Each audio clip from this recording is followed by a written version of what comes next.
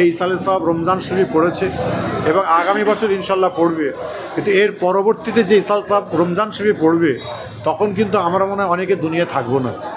আমাদের জন্য আজ এটাই মনে হয় আমাদের শেষ, কেননা আমাদের বয়স হচ্ছে, এরপরে আবার 33 বছর পরে ইসাল সাহেব আসবে, তখন থাকবো কি থাকবো তা জানি না।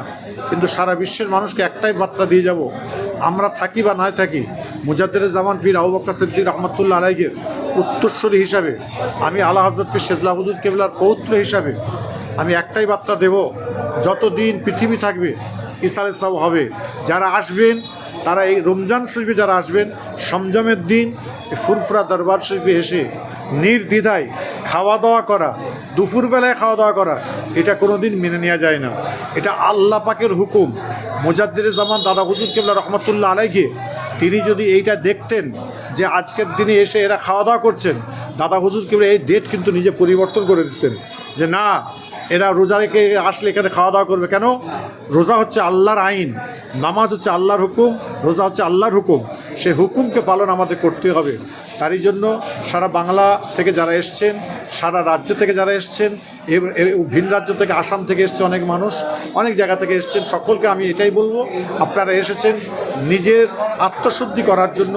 নিজেরা যা কিছু করবেন নিজেদের জন্য করুন, নিজেদের বাপ মায়ের জন্য করুন, কারণ এই ইসালে সাহেব এসে তার বাপ মাকে আল্লাহ পাক যেন জান্নাতি বলে কবুল করেন, এই দোয়াই সবসময় আমরা চেয়ে আসছি, চেয়ে যাব। এবং আগামী বছর ইনশাল্লাহ আবার রমজান শরীফ আসবে, আপনারা সকলে আসবেন ইসালে সাহেবে। এবং আপনারা যারা মিডিয়ার বুক আছেন, আপনাদের সকলকে আমার বাইতুল মাল ওয়েলফেয়ার ট্রাস্টের তরফ থেকে, ফুরফুরা দরবার শরীফের পক্ষ থেকে আমি সকলকে মোবারকবাদ জানাই। আপনারা ভালো থাকবেন। ভাইজান, প্রত্যেক বছরে আপনাদের ভাই কোনো সময় আমরা দেখলাম না যে এক জায়গা হতে, কিন্তু এবছরে সব ভাই একসাথে হয়ে মিলেমিশে ভিডিও দেখা যাচ্ছে 100 বার। এটাই তো রসুল পাকের আদর্শ, আর এইটাই তো মুজাদ্দেদ জামান দাদা হুজুরকে বলে গেছেন যে তোমাদের যদি কোনো রকম, শুনে রেখে দাও ভালো করে, মুজাদ্দেদ জামান দাদা হুজুরকে বলে গেছেন যদি তোমাদের ভিতরে কোনো রকম কোনো অসুবিধা দেখতে পাও, দাদা হুজুর 5টা আওলাদকে বলে গেছেন যে তোমরা 5 ভাই এক ঘরে বসবে, সেটাকে মিটিয়ে পান খেয়ে তোমরা বেরোবে। যখন পান খেয়ে যখন কোনো মানুষ বেরোয়, তখন মানুষ জানে যে সে কিছু খাওয়া দাওয়া করে বেরিয়েছে, হাসি মুখে বেরোচ্ছে। এইটাই হলো মুজাদ্দেদ জামান দাদা হুজুর কেলার আদর্শ, আমার রসুল পাকের আদর্শ এটাই হলো, এবং সুন্নতে রসুল এটাই হলো। যদি কারোর সঙ্গে বলা যায় না, মানুষরা অনেক সময় মুআমিলাতের জায়গায় একটু হয়ে যায় কথাবার্তা, সেখান থেকে আমাদের ঘরে প্রত্যেকে আমরা আজকে ভাই আমরা সব এক জায়গায় বসে কথাবার্তা বলছি। সারা রমজান শরীফ গত 20শে ফাল্গুন পর্যন্ত আমরা এক জায়গায় বসে প্রত্যেকটা কীভাবে কী করা যায় না যায় প্রত্যেকটা জিনিস আলাপ আলোচনা করে আমাদের সফর চলছে।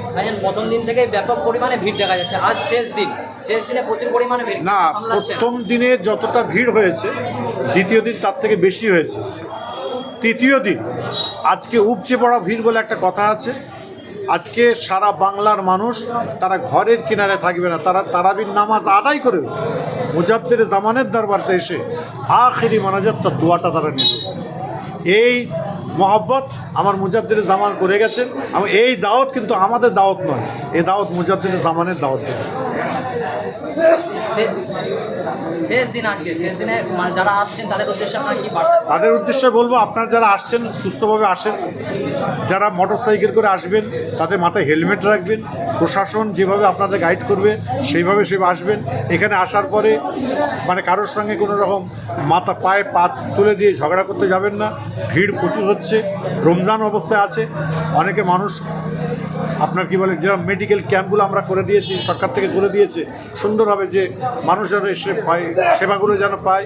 যে কোনো জায়গায় কোনো আগুন ধরে গেলে তার জন্য ফায়ার ব্রিগেড সর্ব জায়গায় দিয়ে দিয়েছে, বাইট দিয়েছে এবং আমাদের ফুরফুরা শরীফের পীরসাহেব মহল থেকে আমরা যতটুকু পেরেছি করেছি, সরকার পক্ষ করে দিয়েছে, সবগুলোকে আল্লাহ পাক ঠিক রেখেছে। এবং যারা আসবে সুস্থভাবে আসুন, আবার আখেরি মোনাজাত করে আবার